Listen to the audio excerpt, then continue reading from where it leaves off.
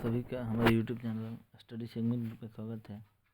तो आज हम पढ़ेंगे पहला टॉपिक चैप्टर प्रकाश का प्रवर्तन। आपके सामने दिख रहा होगा। तो जो भी हम इस टॉपिक में पढ़ेंगे उसको हम लिखते चलेंगे। सबसे पहले हम पढ़ेंगे परिभाषा के बारे में। विज्ञान का परिभाषा लिखा हुआ है, विज्ञान एक क्रमबद्ध ज्ञान है जिसे अच्छी तरह माप कर अवलोकन किया गया है।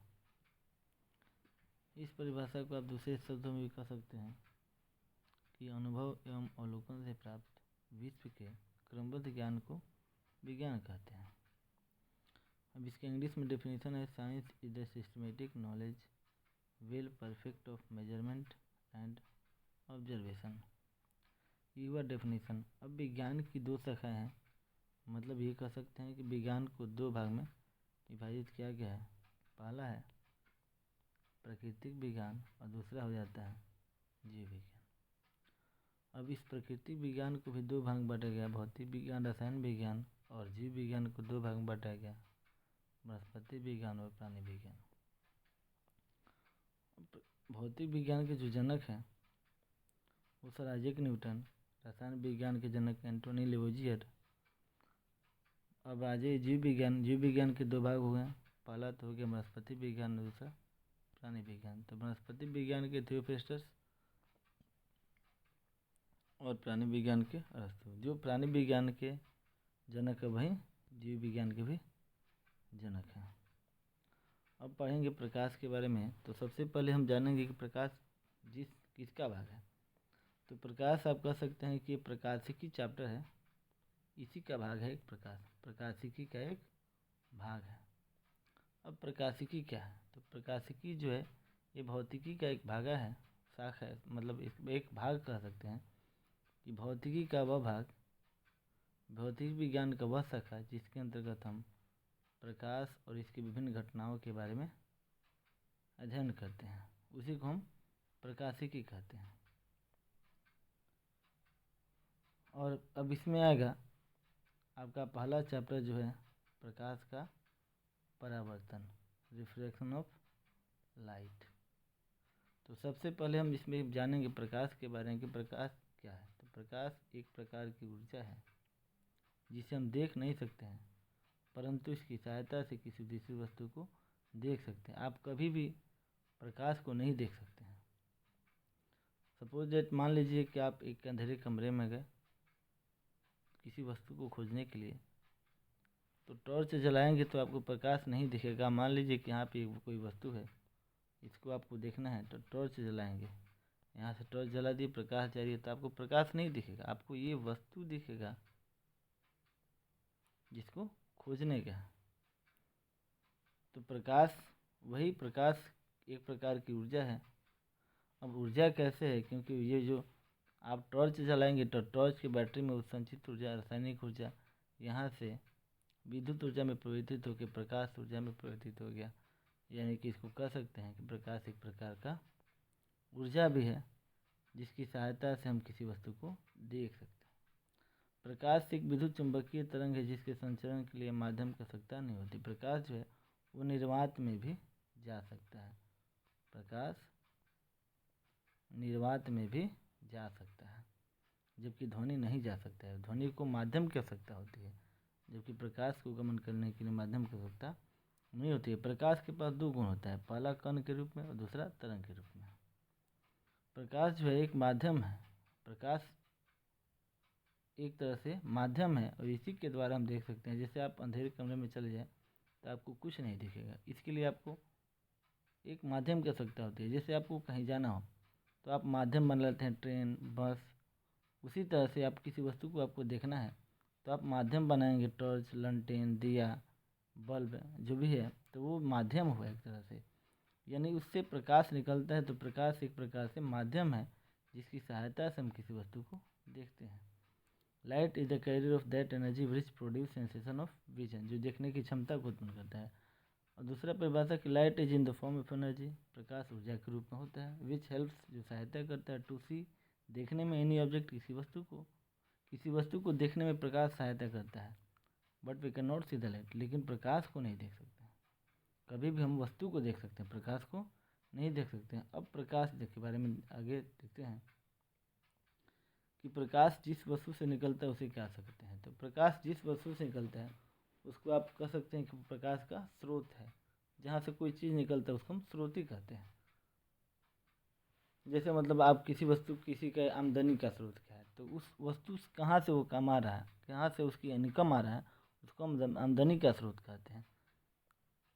पानी के स्रोत क्या है, तो जहाँ से पानी आ रहा है, यानी स्रोत का मतलब कि जहाँ से जो चीज़ आ रहा है वो उस चीज़ का स्रोत है।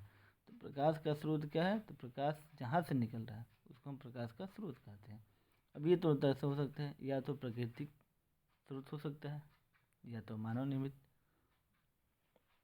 देखें प्राकृतिक स्रोत का मतलब कि प्रकाश प्रकृति से आए, मतलब वैसा पदार्थ निर्मित हो जो प्रकृति से हो और उससे जो प्रकाश आएगा उसको हम प्राकृतिक स्रोत कहेंगे।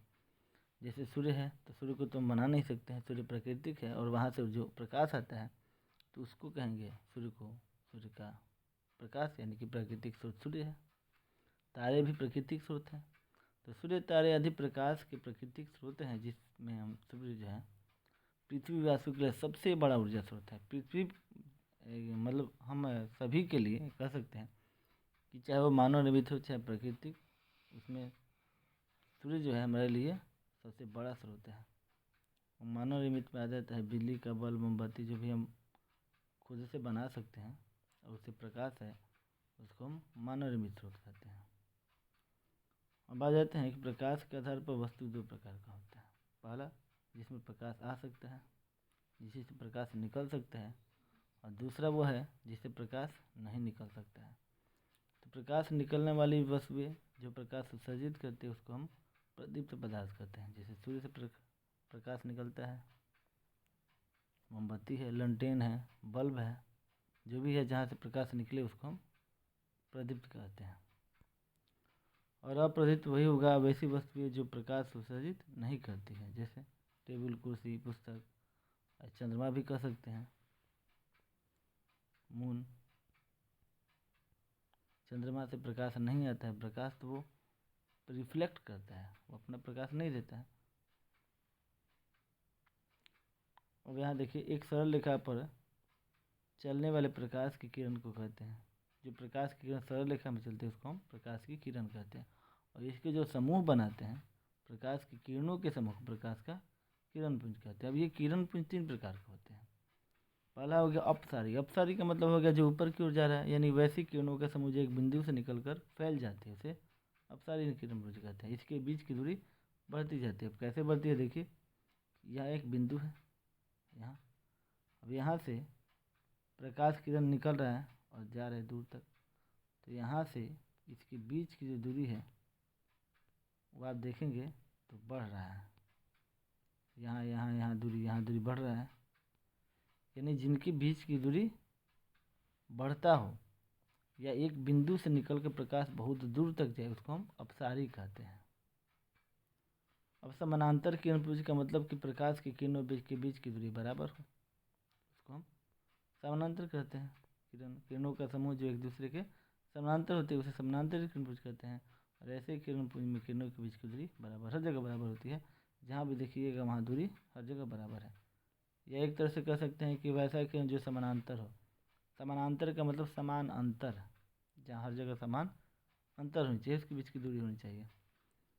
और एक बात नोट, तो नोट किसी भी टॉपिक का हो उसे आप ध्यान से पढ़ेंगे नोट को।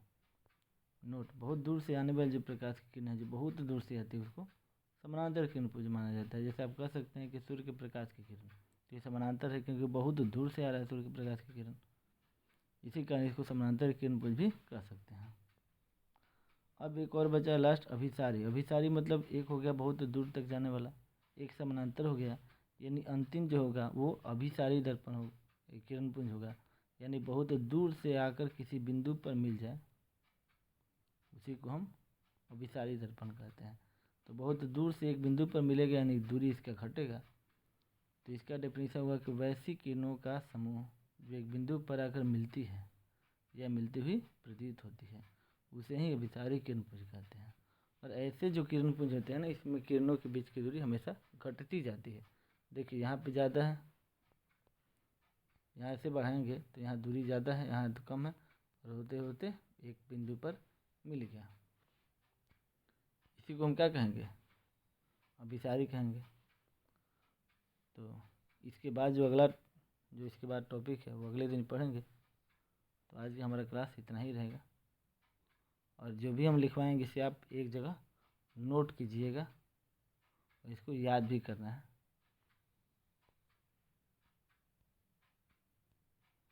आज का क्लास इतना है।